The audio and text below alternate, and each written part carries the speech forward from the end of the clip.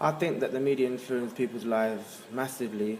For example, watching movies, it really, has an impact on them and they will want to change as well. For example, for a young male audience, they might see, slim girls and they will say, yeah, I want to get that girl, this and that. They will get attracted and they want to do something. Or if you see like men's health magazines, it tells you how to lose weight, which most of the people use to lose weight and attract a lot of people. So I think media has a lot of impact on people's lives. Personally, I think that Britain is made up of a multicultural society as there's lots of people around us, not just, certain people. And, well, stereotypically, there's always the football, there's the pubs, which, makes up who Britain is. And there's certain people that are posh, but there's some hooligans as well. So Britain is made up of a lot of things. That's what makes us in general. In the media, I think Britain is represented as they show young audiences being violent. For example, if you see Attack the Block, they show how, the young audiences, being more violent, crime kind of people, which is not always true, but there are minorities of people that are like that. But in general, because of the media, that's what people think Britain is made up of, compared to other countries such as America. Following on from this, I'll be asking people how media influence people's life and how British is portrayed in general and how British is portrayed in the media. Media influence people's life. It heavily influences everyone's life. Every day, people are subjected to media, new technology. Everyone has it at the palm of their hands, and quick and easily. They know everything that's going on and everything that's portrayed in the media. How does media influence people's life? Well, compared to, say, 50 years ago, media is everywhere now, and actually people's opinions are probably based on a lot of stuff in the media, and not all of it's true. So people base their lives around Facebook and celebrity or culture. So, yeah, a massive influence. How is British represented?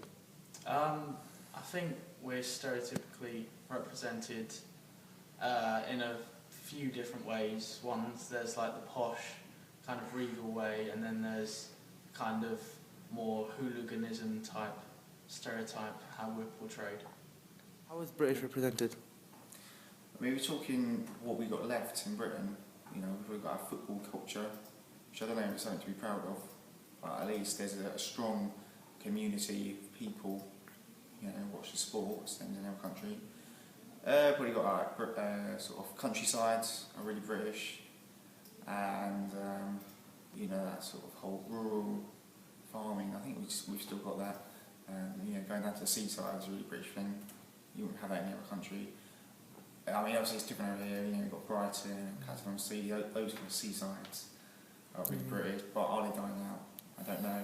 But pub culture as well is only really in Britain. Everywhere else seems to be just bars and that's about it, really. Thank you. British portrayed in general. I think it's a country and a people who are kind of quite proud of themselves, who think they often are in the right, quite insular, but nevertheless also involved in a lot of areas around the world. And as individuals, people who kind of feel very strongly about certain issues, certainly sort of social justice and that type of thing. How is Britain portrayed in the media? Well, in film there's differences between, say, America and Britain, for example. America more, I guess, the kind of normal stereotype, whereas they would portray Britain in a film as being different, as being not ordinary, as being violent as well in movies such as Attack the Block. How is Britain portrayed in the media?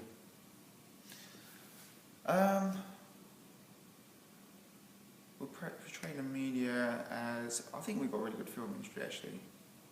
We normally make this sort of like really underground budget, sort of gritty British films and dramas, which you just don't see coming out of any other country. I don't think anyway. Like, if you look at American TV, it's never as gritty. It's more sort of polished. But so I really like that. That's how we're portrayed, or maybe that's how we portray ourselves in the media.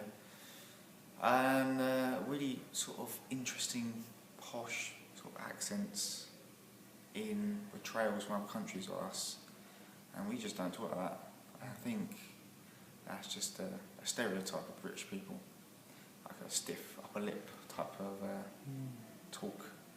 I think the film Love Actually is a bit of a stereotype of how other people might see Britain or London, that we all live in these amazing apartments in the middle of London, and you know, we can just drive a car around freely in like central London, you know, on a snowy day, and that's how London is. And everyone's got loads of money, but in reality there's loads of poor parts, and it's just not like that. British portrayed in the media. I think Britain in the media is portrayed kind of to the extreme. So I think things like drinking, that obviously a lot of Britons do enjoy, I think are kind of categorised or represented in the media as kind of an extreme version. That's a large-scale drunkenness, and we still may have an issue with it, but I don't think it's the same as that it might be portrayed in the media. And the same with racism, for the John Terry stuff.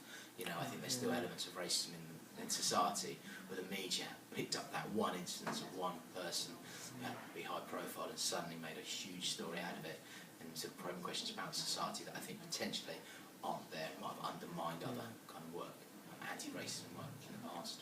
So I think the media can be quite dangerous because it lives on extremes, I think, certainly news organisations. Thank you for watching this short clip. I hope it has informed you what you need to know.